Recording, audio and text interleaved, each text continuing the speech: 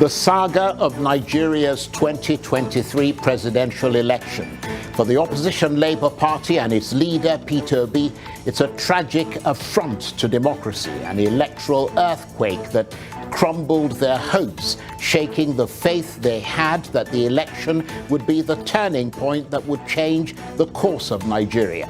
Well, the winter winds may be howling for them, but for the president-elect Bola Tinubu, his APC party and their supporters, it'll take more than that to dampen their spirits as Inauguration Day draws near. For them, it's a legitimate ballot that culminated in victory for Mr. Tinubu, never mind the fact that that victory is dogged by major national and international concerns about legitimacy, and by the APC's legacy of expanding insecurity, growing poverty, rising unemployment, an inflation rate that has ballooned in the last few years, and a currency that has plunged in value, giving way to much harder times, especially for those on low incomes. So, as the rival sides step up their preparations for the legal conflict ahead, and the courts become the new front line of their quest for legitimacy, where does Nigeria's hottest political issue go from here? I'll be joined in the studio by one of the leading combatants, Mr. Peter Obi, presidential candidate of the Labour Party. I'm Charles Anyekolu, and this is Arise Prime Time. So, for the Labour Party and its presidential candidate, Peter Obi, the sky has darkened and the future has become less certain following the election and its official result. For them, that ballot turned out not to be about creating a new Nigeria, but about strengthening the ruling APC party's grip on power. Well, expectedly, the APC loudly disagrees with that assessment, insisting that the Labour Party's crushed democratic hopes did not come about because of anyone being rigged out, but because Labour and the rest of the opposition are sore losers. And so the competing political sides are preparing to do battle in the courtroom. But with the outcome still very much in question, who will prove their case and light this country's path to democratic glory? Meanwhile, in the court of public opinion, controversy is billowing over Peter Obi, with questions about his arrest in London, whether he's a dual citizen, and allegations of treason against him, not to mention the nagging issue of that audio leak of what appeared to be a private conversation about a religious war between him and Bishop David Oyedepo, and of course the internecine crisis that seems to be tearing his Labour Party apart. Amid that explosion of multi-layered controversy, his aides have been scrambling to provide answers, and certainly these are seismic questions that need answers. But answers that should come from the man in the eye of the storm himself. Well, let's not keep his many fans and opponents waiting, because joining me now in the studio is the presidential candidate of the Labour Party, Mr. Peter Obi. Very, very delighted to have you here. Thank you very much indeed for coming in. Thank you, Mr. Charles, for inviting me. And we know you've had a long day, because I saw you on the television at the Labour Day, the May Day celebrations earlier today, and you've gone from one meeting to the other, so we really appreciate your taking the time to talk to us. I like that. Now, there have been a lot of reactions trailing your apparent arrest in London by the British authorities. Some have said that you were being witch hunted by the APC, others that a petition was sent against you, and still others that you were being impersonated. Can you tell us the circumstances of your purported apprehension in London and what has happened subsequently, and sort of clear the air on that? Did you commit an offence for which you were being stopped? Thank you, Charles. One is, I was never arrested. I was never detained. And I did not commit any offense. I was stopped for a routine immigration check because there appears to be a duplication of my identity. And all this lasted for maximum of 20 minutes. And I was treated in what I do with all due respect. Charles, I lived in the UK in the 90s, say from 1993 until 2005. I remember meeting you in London, actually, in that period. Yes. Charles, not just that I lived there, from that 1993 till now is a period of 30 years. I have never been questioned, arrested, detained in any country in the world. I've never been, for any reason, found myself in any manner being questioned for any offense. I've not committed any offense. So it was a routine immigration check. And it lasted, like I said, less than 20 minutes. And I was actually given all the due respect by the border personality that interviewed me, who told me, your identity is duplicated, be careful. And actually had to walk me through what I can call the VIP process and everything. And I have a written document from British government. I've seen that document. Thank you. I showed it to you. Clarifying the situation. He was never detained, and it was just a few minutes question and everything. And they were Nigerians because I arrived on British Airways. So they were Nigerians who were queuing up. Even Woods here was even worried that I was asked to just wait for a few minutes. And when that happened, I explained it to them, and there was nothing. But it's been traumatized and everything because it's me. People said I was detained, committed an offense. People said even committed several offenses and everything. Oh, his company was closed. He wasn't paying tax. Charles, for the years I lived in Britain, never have I had any day been questioned. And I can say it, my taxes, my days were duly paid. In fact, most times they have refunded me money for overpayment. I've borrowed money, I've done everything globally. Not one day did I default in any. If you find one default, then it's not Peter Obi.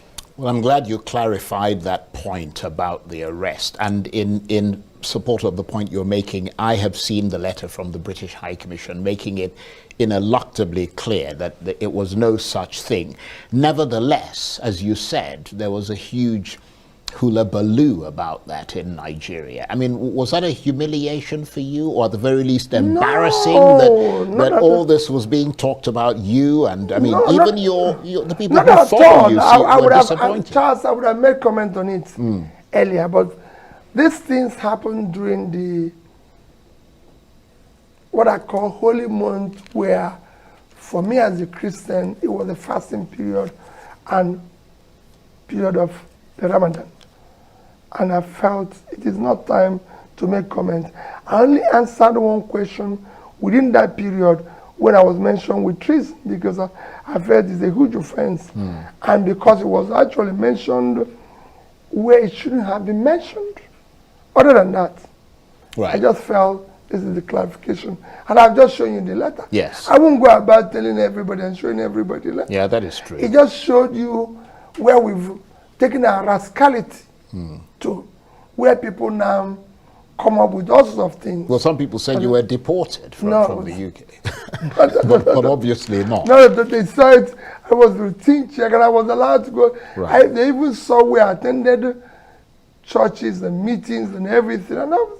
But that's where we have reached. But I mean, what sort of questions did they ask you when they took you in? Nothing. I was there. Nobody took me to anywhere. Right. I was just in front of a counter, and I was asked a question, and they said, there's something wrong with your identity. There's something wrong with your identity. Just give me a few minutes, and that's it. And I sat there for a few minutes. For about 15 minutes, he came back and said, your identity is duplicated. And if my identity is duplicated, you've lived abroad as identity theft, duplication, which I would say must have originated from here. But Well, that is for another day. Yeah, I'm glad you've clarified that point. But there's also another question being raised about whether you are a dual citizen. As you said, you lived in London for a long time. I mean, do you have dual nationality, either British, American, or elsewhere? Because I was reading somewhere that you were conferred with the honorary citizenship of Dallas, Texas in 2022. Charles, you know what that means? It means nothing. Yeah. Even one of the presidential candidates said it that it means nothing. It just shows that, okay, well, if you come into this city, you're welcomed.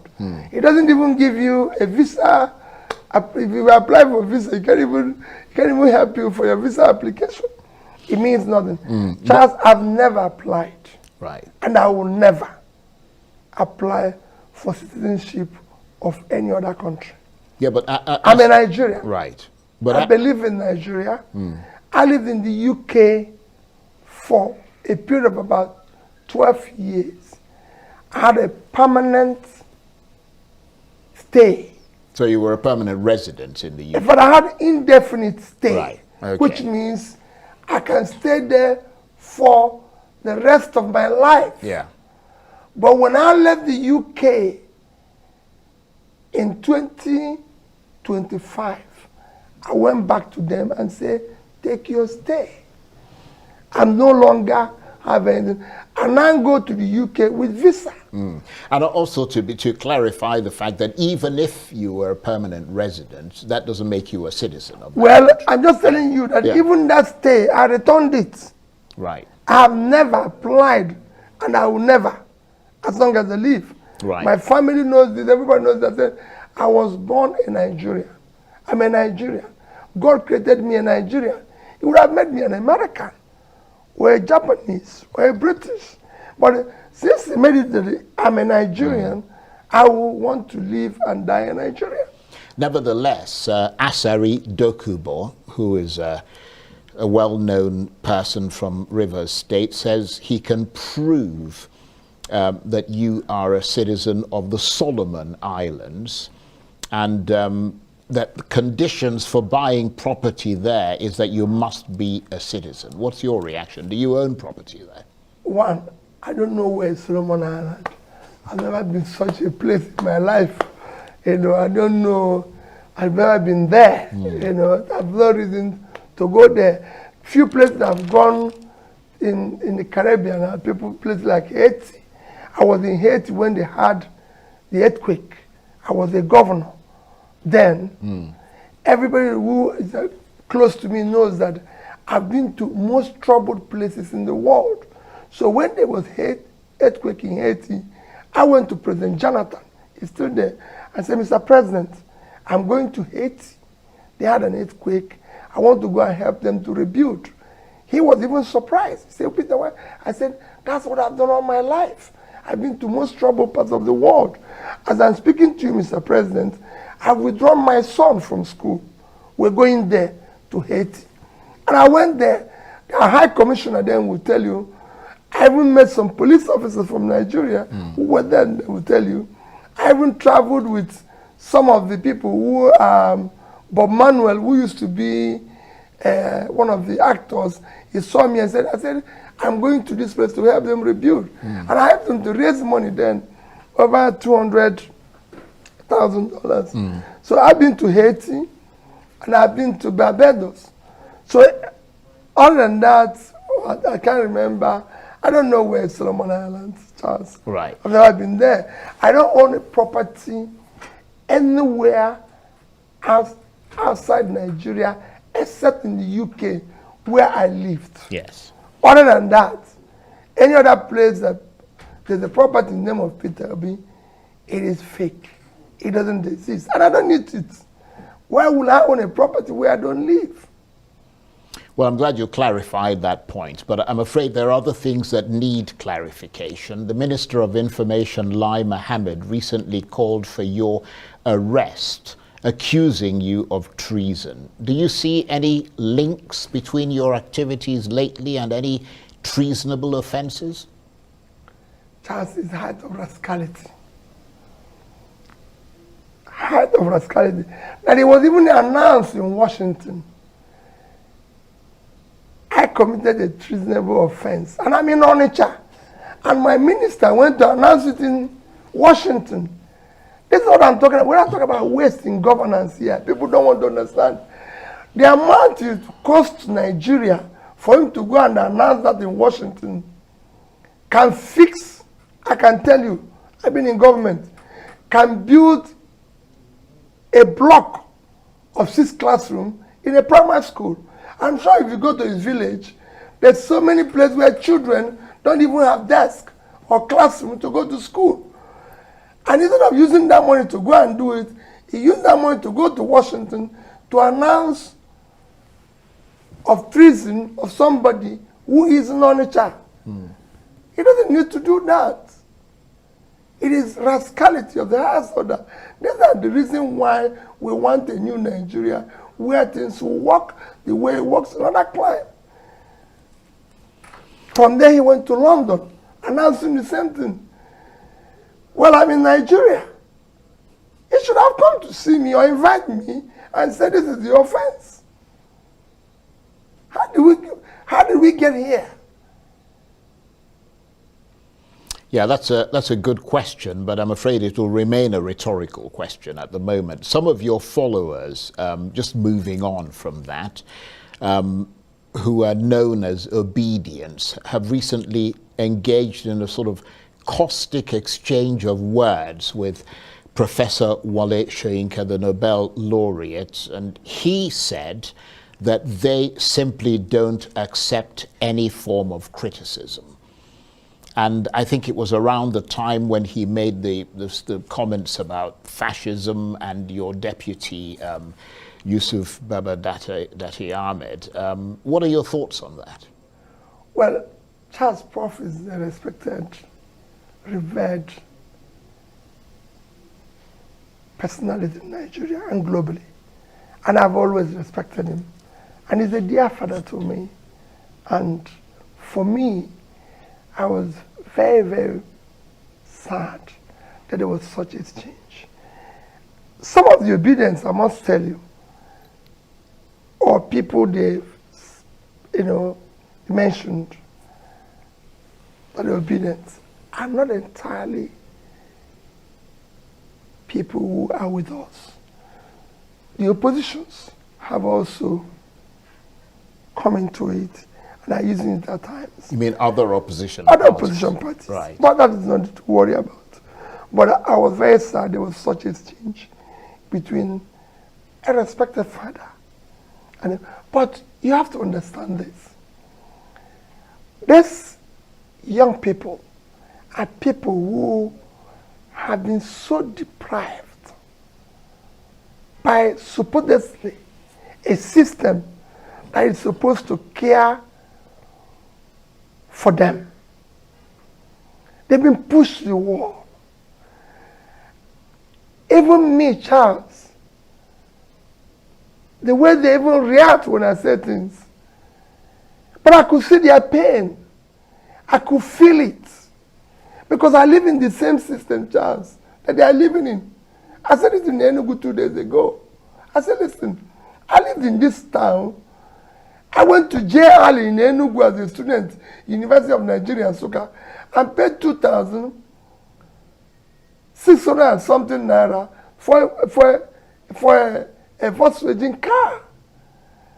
And within 2 years, Umano Motors in Nsukka sold a 505 to me at 2,700 naira, at 6,800 and something naira in the same country.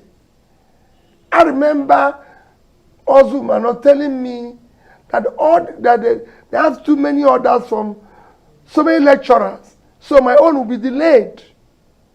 If you go and see people like Professor Wala, my lecturer then, they are driving new cars. It's some society where we lived, everything was working. All of a sudden, these young fellows now live in what you can consider a war situation.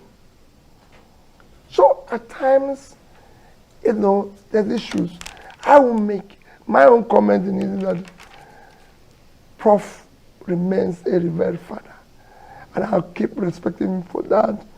And of course, the young obedience, I feel for them. I wish we can see what they're saying. I wish we can feel what they're feeling. The pain, chance I go around these young people, there's nothing the society is offering them. Well, it's not just even when they try to do it on their own. Yeah. This is a place where if you carry today, you are moving around with laptop, you are arrested and labeled all sorts of names. This is a place where people are thrown into jail for even making comments. These are places where people, all sorts of things are meted on these people. When people who have stolen billions of country's money, done worse things, are moving around, being celebrated, being used as an example to them. Well, on the back of what you're telling us, today is, of course, Labor Day or Workers' Day, and Nigeria marks the day amid rising unemployment, which kind of relates to the people that you're talking about, because a lot of the people who are most affected by unemployment are young people, and many of them are part of the obedient movement. What is your message about that? Well, Charles, what message can you give them? Which country of our size that you know today is going through what we're going? We have almost 40% unemployment and 65% youth unemployment. When you talk about 1.3 million people being grouped as multidimensional poor, huge percentage of these are young people in their productive age, doing nothing without knowing where the next meal will come from. And nobody cares about them. And that's what is happening everywhere. And again, if I try to say something, you will even see where I said, I will start fighting poverty from the north. And people say, oh no, he's insulting people from the north. Even when Nigerian Bureau of Statistics said that out of this 133 million people, 86 million is from the north. And I say that's where we have vast or cultivated land, and I believe that we can make more money from agriculture than we're making from oil. And the only way to put this people out of poverty is to invest in these resources and invest in them, in everything. So for me, I feel for them. So that's how you think we should start reducing unemployment, is it? Through agriculture as a first step, or what is your what are your thoughts on you have unemployment? to move the country from consumption to production. And that you start, the basic thing is agriculture. And you move it into manufacturing and then into exports. The country is not doing anything. The country is not producing anything. The population is increasing. You're not doing anything. Just as a simple thing. And I can just give you a simple example. In 2012, we are about 162, 2011, we're about 162 million. Our export is about $130 billion. Today, 2021, We're already over 200 million. We're about 210 million. Our export was about 47 billion. So can you imagine, in 2011, we're about 130. In 2021, we're about 47. When our population moved from about 162 to 2010. In 2012, our export was about $145 billion. In 2020, as at that time, we were about 167 million in 2012. In 2022, we are now about 213 million. Our export last year, if I look at Nigerian Bureau of Statistics, is about 26.8 trillion, which if you convert it with 445 official rate, it's actually about 60 billion. So we couldn't even do half of where we are in 2012. What does it show? You're not doing anything. We have here an average container importation, just using container, not even using the containerized goods. We are now above 1 million. I think it's about, what I read last time, it's about 1.5 million approximately. Charles, several of these, up to 70 or 80%, go back empty. No other country. If you decide today that you have 1.5 million containers coming into Nigeria, and all of them must go back with some form of export, put it on average of about $20,000 per container going back with goods. That's $30 billion. So if, for example, 50% of this goes back empty, you lost $15 billion for a country that needs every dime. That's a very interesting point. So we need to do something. Yeah, I'm going to ask you to stay with us because we have to take a short break, but we will be back. It'll give you a chance to have a sip of water. You're watching Arise Primetime. 20 more still ahead as we continue our chat with the presidential candidate of the Labour Party, Mr. Peter Obi. Stay with us.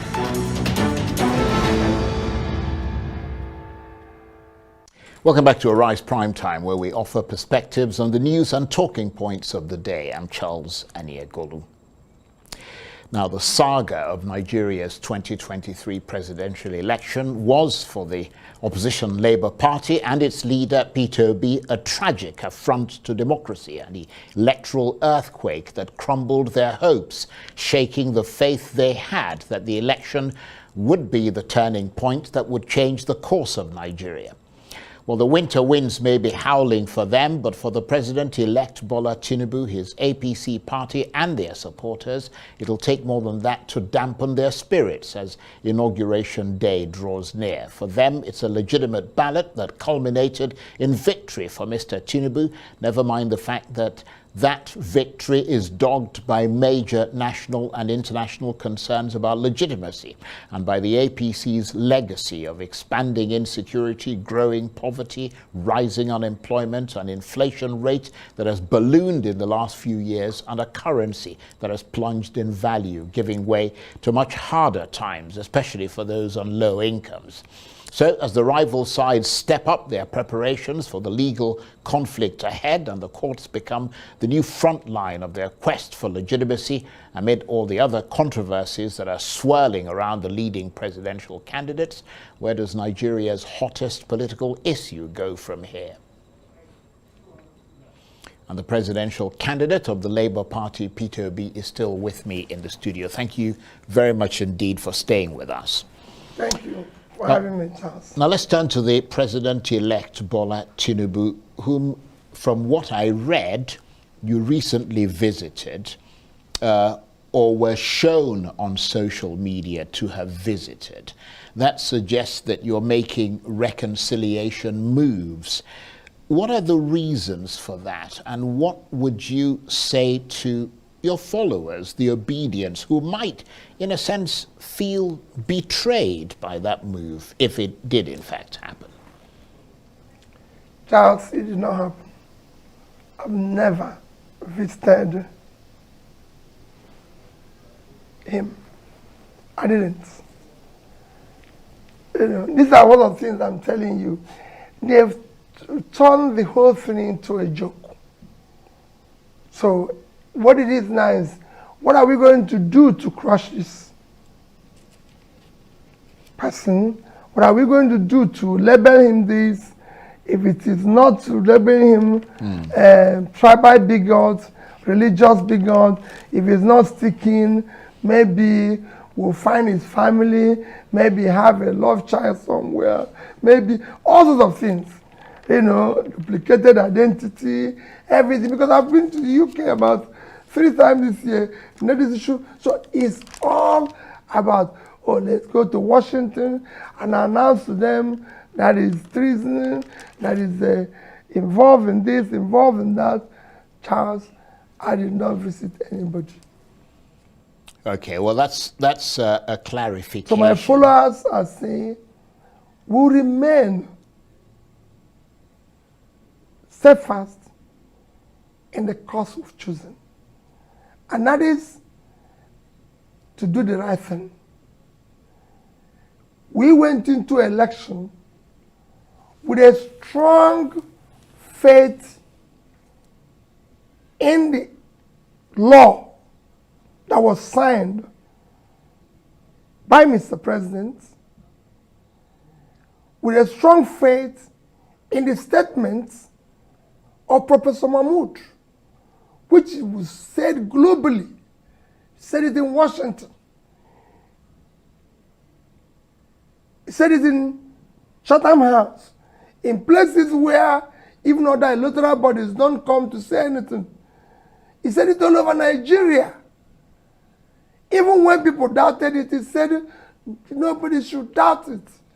It's going to be this real time. Why do we have to go through that? Just why do we have to? Why is this country built that things must be wasted?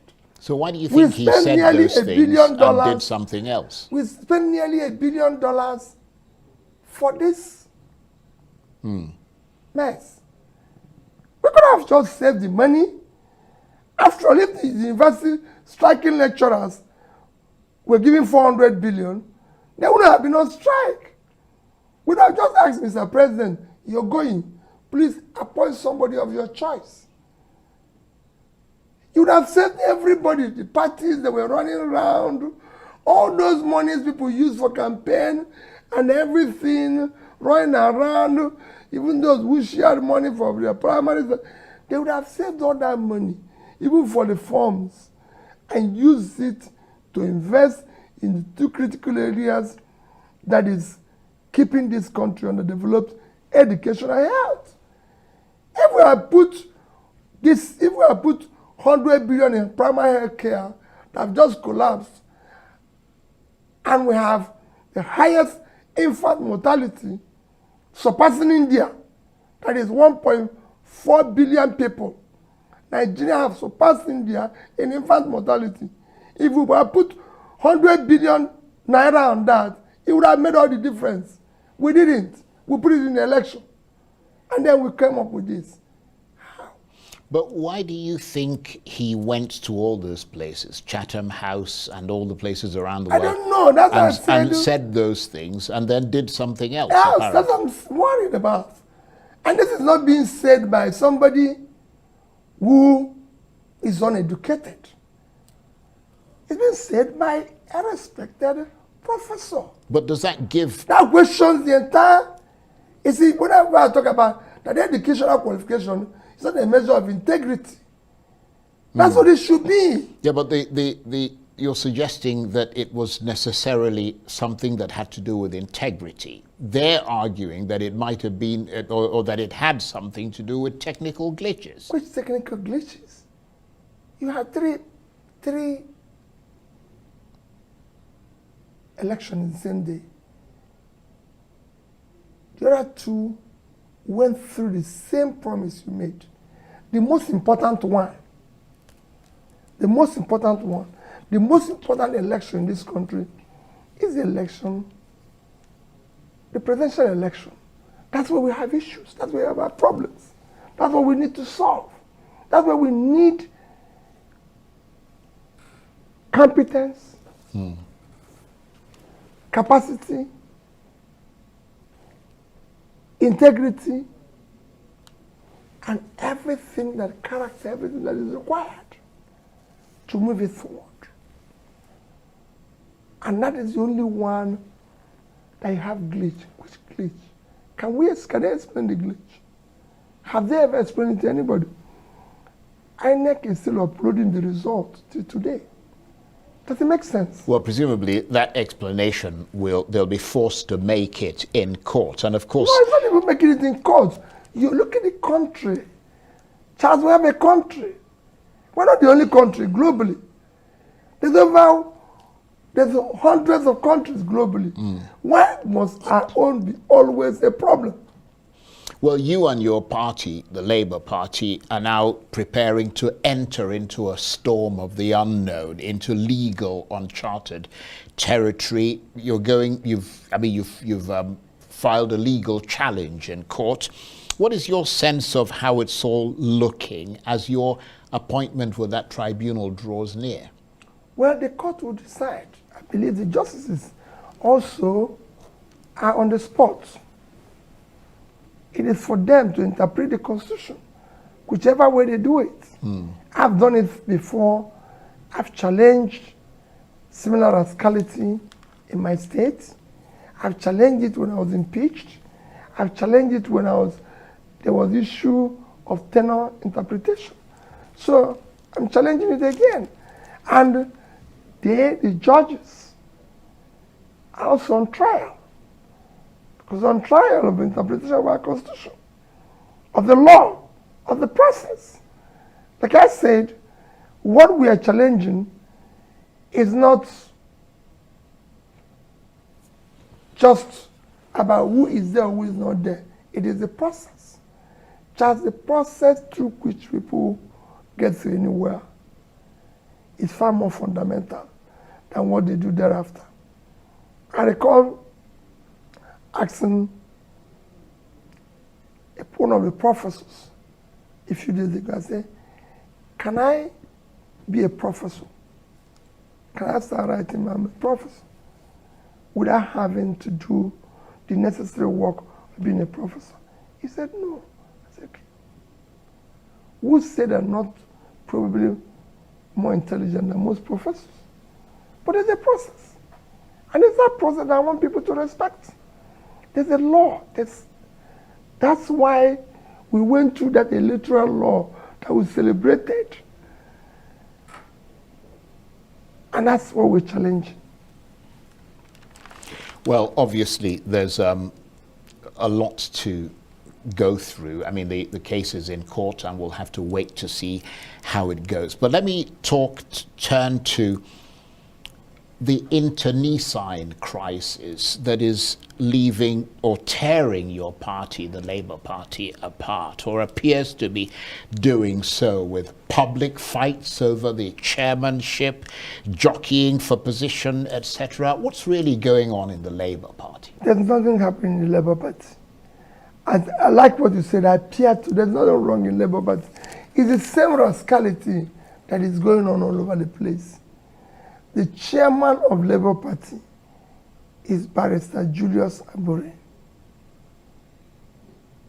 That I can tell you. But you have to admit that all this wrenching, wrangling and sort of petty fights and quarrels over positions, etc. I mean, which position are they fighting for? Well, I mean, we see it virtually every day. Because people are paid, people are hirelings, being paid to distort facts and everything. For example, Charles, I've never met Mr. Papa. And supposedly, you can say that I'm a meaningful figure in Labour Party. I'm the presidential candidate.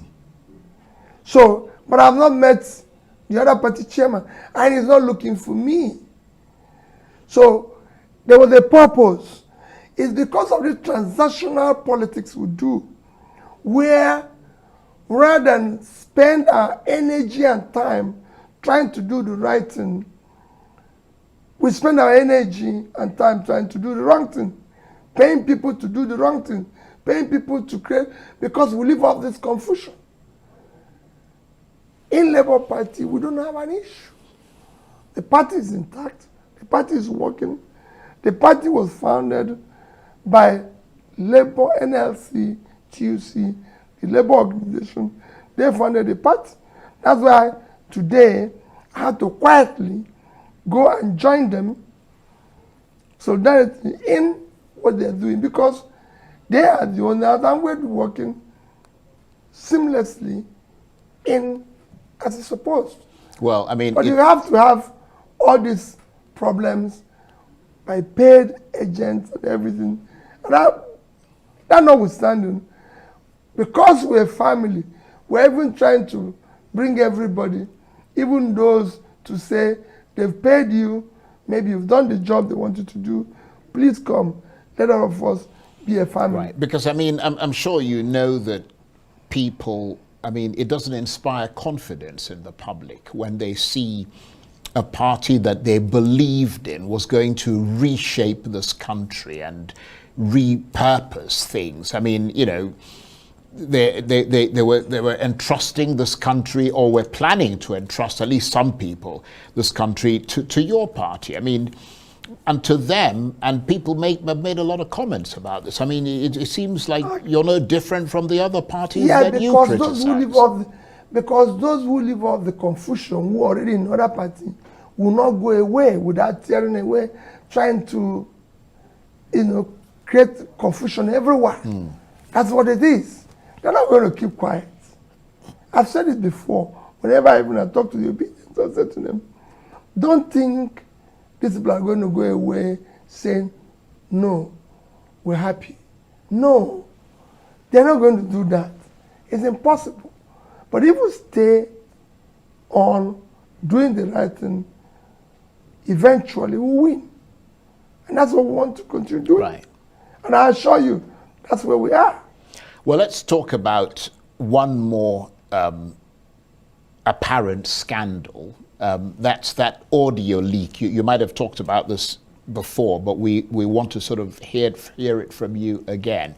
That audio leak of what appeared to be a private conversation between you and Bishop David Oyedepo, in which you appeared to have described the elections as a religious war, and which has been seized upon by your critics as an example of you promoting a religious agenda. Did that conversation take place, or was it an outright artificial intelligence fabrication, or somewhere in between? Charles, whatever you call it, whatever anybody wants to make of it, it's fine with me. All I can tell you is that, Charles, I'm not a religious or tribal bigot. But you did have the conversation. No. I just tell you, whatever what they make about it is their business. I've shown you examples, several examples this evening of things that was said about me that is false. For dual citizen, for detention, for treason, from this. So whatever they make it, let me tell you, I am not a religious bigot. Right. I'm not a tribal bigot. But did that conversation go and take look in the history of this country and ask yourself, how many people have been opportune to serve privately and publicly and surrounded themselves around with Nigerians? I've said it before. I was governor of my state for 8 years. My ADC, which I mention every day, who is the closest person to me, is from Kano. They said, I demolished mosque in Onitsha. I made Muslims to carry ID card. My police commissioner was from Kano. was a Muslim. My ADC is from Kano, he was a Muslim. And I'm asking his people to carry ID card, and I was demolishing where they go to worship. Now I went to celebrate Salah with the people in the mosque in Onitsha. Yeah, I saw the pictures. And they said it was me who rebuilt the mosque when it was destroyed under another governor. So I built the mosque, but I was being labeled as the man who demolished it. Where do you start? These things, like I said yesterday, development it doesn't know religion or tribal. All these people are saying, let them show me the road they built. Chad, I've never seen a road constructed where only the Muslims are allowed to pass. Like I said, those who are talking about religion in this country, can they show me where Muslims buy bread cheaper? So we can go there and buy the bread. Or show me where Christians buy bread cheaper. They only use this. People only bring issue of religion and tribal because they're not competent. Because they don't want to serve. Right. So that conversation didn't. So for me, Charles, let me even assume it happened. Do you think I can just pick a phone and say religious war? No. Well, we know there's artificial intelligence that manipulates. There must have been a conversation. Yeah. But we want to be clear on what you said and what you didn't say. Charles, even subsequent, I was even begging the bishop to help me to ask his people to vote, which is what I was doing for 6 months, begging. I wasn't saying snatch it, kill it, take it, force it. I was even begging, which shows that I continue to look for vote by begging. It shows there's so many things you've tried to do, but everything, okay, it's easy to manipulate. Let me tell you, those who have been manipulating people in Nigeria have been doing it, but it's coming to an end because even those that are manipulating are not dying of hunger. So they will soon know who is a religious bigot, a tribal bigot. I am not one. I've just given you an example that I built mosque.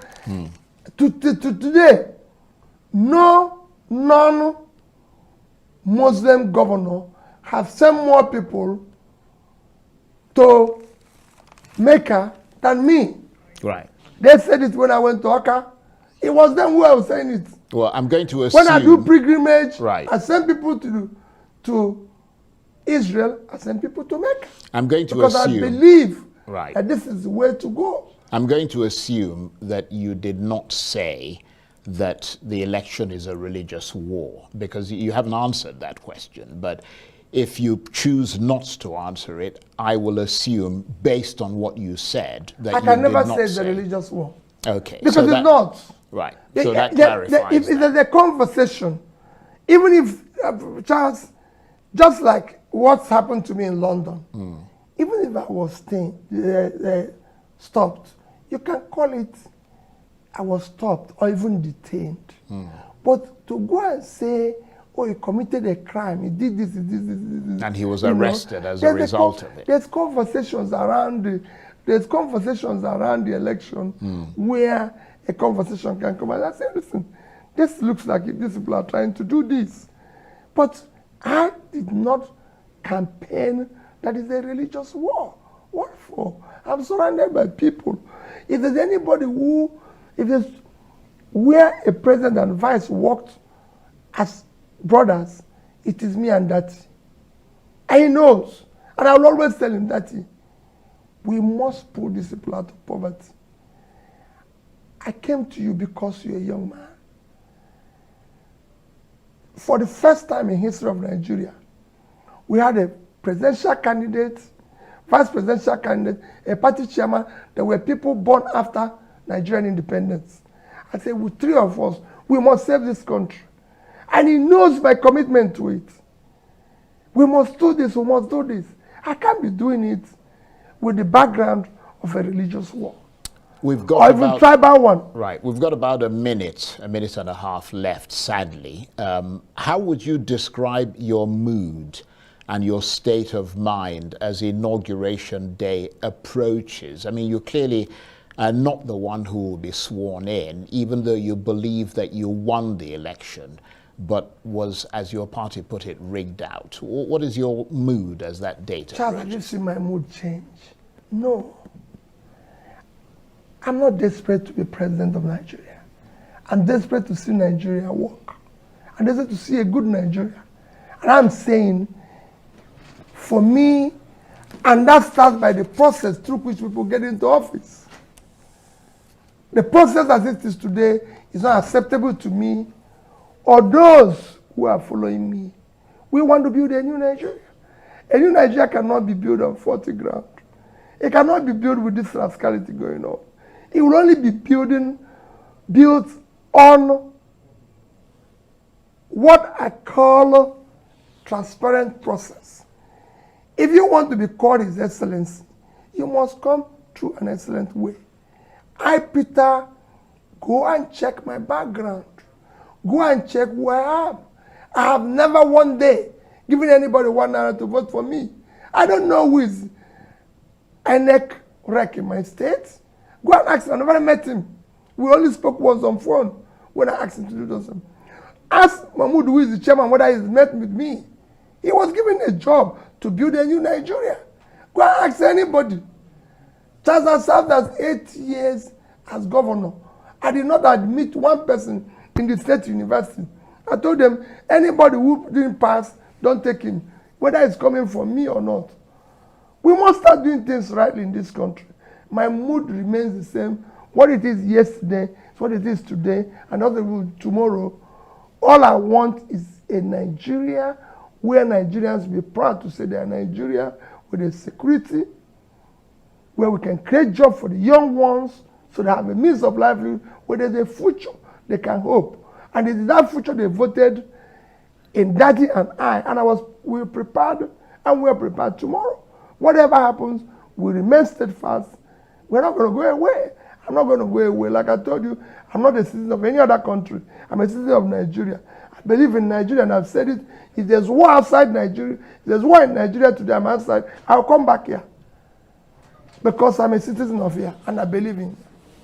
I want to thank you very much indeed for taking the time to really talk to us and give us your side of a lot of these controversies. We really appreciate it very much indeed. Mr. Thank Peter you for having me. Thank you very much. Is the presidential candidate of the Labour Party.